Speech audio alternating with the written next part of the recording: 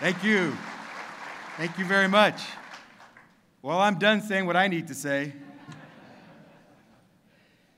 To Frank Lima, brother, but to you all, someone who has championed the cause of women and men who have to go in and do some dangerous stuff every day, I want to say thank you.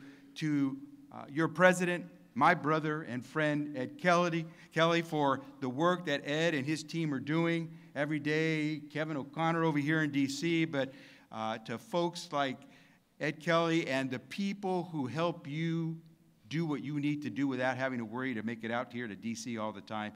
I want to say to President Kelly and his team, thank you very much, including Frank Lehman, all the folks that are on the board. I appreciate that last night. They gave me a chance to come by and say hello. Really not talk business, just get to know each other, brothers and sisters. And I say that with a deep heart, that those are the best places to get work done because you don't have to worry about doing the work. You get to know each other as brothers and sisters. And so I want to say thank you to them. I know I'll get murdered if I don't mention Dave Gelati, who's somewhere probably out there in the crowd from L.A., one of dear friends, and I'm going to probably get in trouble if I don't mention all the other Californians, but I know that Dave was with us yesterday evening, and I would get crucified if I didn't mention. Dave's son, who's now fired, would probably not let me live it down the next time I see him. So Dave, if you're out there, actually if he's not out there, he may have really enjoyed last night a little bit more. So I want to say thank you. Listen, Frank read the speech exactly as I wrote it, except he left out those adjectives like the greatest, the nicest, the handsomest, but otherwise it was pretty much the way I wrote it. And I'm not sure I can add a whole lot, but I will. So here's what I will tell you. He mentioned how big the budget is at Health and Human Services. It is big, over $1.8 trillion we're responsible for. That's to keep America healthy, keep our economy healthy. And big numbers matter because that's what gives us the ability to do the things that we must to be there to support you as our first responders, as the people turn to, whether it's to put out that hazard or whether it's to show a face that's going to be able to help someone who's panicked. So big numbers matter, but let me tell you about the little numbers that HHS deals with that I think are even more important because they are priceless. I'll give you one example. I said 1.8 trillion plus is our budget. Let me give you another number, 988. Some of you are probably already familiar with this number, 988. It's not a number in terms of quantity. It's a 3-digit phone number.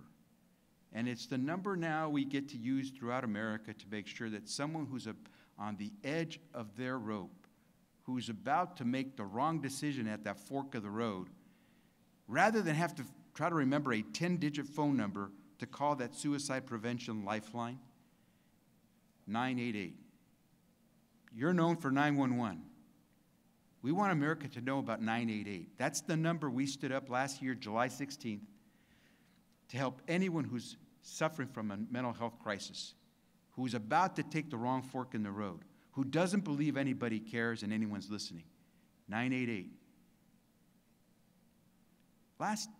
About 2021, the last half of 2021, there were close to 1 million people who called those 10-digit numbers throughout the country. There were different numbers. Today it's just one number and only 3 digits.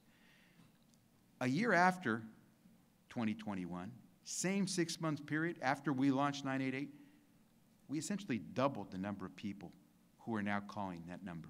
That's a great thing to hear, that we are getting to more people. It's a terrible thing to hear that we're getting more people calling 988.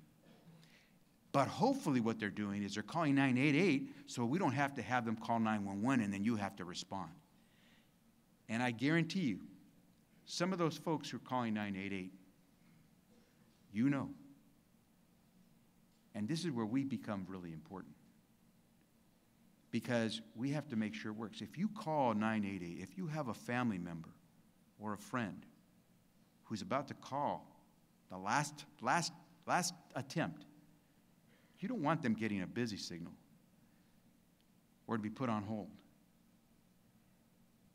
if we work this right, and by the way, the president has put in about 30 times more money into making 988 stand than his predecessor. And that's so we could glue it together.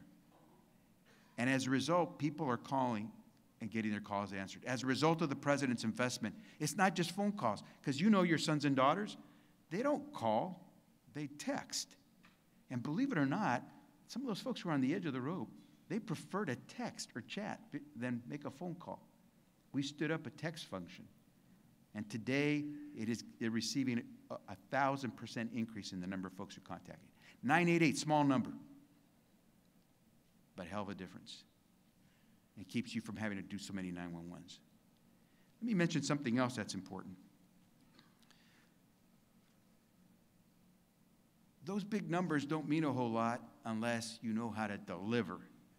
And here is where I want to say a big thank you to you, each and every one of you. Because every day, someone gets to call that 911, or maybe the 988, and you guys will be there. We count on that. We expect that. So thank you. I know you hear it all the time, but I have to live with a 988 if it doesn't get answered. And sometimes you'll live with a consequence if you don't get there on time for a 911.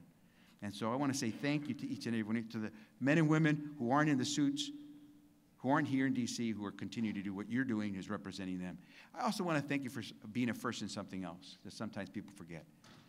I get to do everything I'm doing. I have the resources to do it because I have a president who lets me do it. Joe Biden is committed to making sure we are addressing the health care of America, but more importantly, the mental health care of America.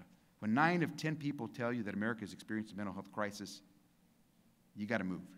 And that's where the president is trying to do it differently than any president before him. But guess what? He wouldn't get to do this if he hadn't been elected president. And if you are the first to respond when it comes to 911, the first to respond when a building is burning, the first to respond when someone's crying out for help. When Joe Biden was out there saying, I need help, if I recall correctly, the IAFF was the first to respond. And you stood up at a time when some people didn't expect it. And I got to tell you, thank God you stood up. Thank God you responded to Joe Biden, because when you responded to Joe Biden gave me a chance to stand here and say to you, thank you for everything you're doing. So we really mean it, some of us, when we say thank you. We really do owe you a great deal. And here's the last thing I want you to know. How do I pay you back? Well, I know you suffer from cancer more than the average person in America. I know you die of cancer more often than the average person in America. I know you die of suicide more often than the average person in America. Shame on any of us if we don't do what we can. And so I simply want to say this to you. We're going to work with NIOSH. We're going to work with our SAMHSA authority at our mental health agency. We're going to work with the folks locally and on the ground. We're going to put we put $100 million in a year or so ago to help with workforce resilience so we could make sure that people don't burn out. We're putting more money into drug interdiction and drug prevention and harm reduction so we can help folks when it comes to trying to get off of those medications. We're going to do the fight on opioids because we know too many people are dying. We're going to go after that fentanyl. But here's the thing that's most important, perhaps, that I can tell you. We understand what it takes to be those superheroes. I'm going to deal with Clark Kent. You all will be the superheroes when the 911 call comes in. But I want to deal with the Clark and Claire Kents after you leave that call, when you got to go home and be with your kids and somehow keep doing as if you're just a regular mom or dad. Clark and Claire Kent sometimes are dialing 988. And I want you to know at HHS, we got a big budget. But that's not what matters. What's priceless is that we get to work with some of you on the things that do what you do without the uniform, without the mask that shows that you're that superhero.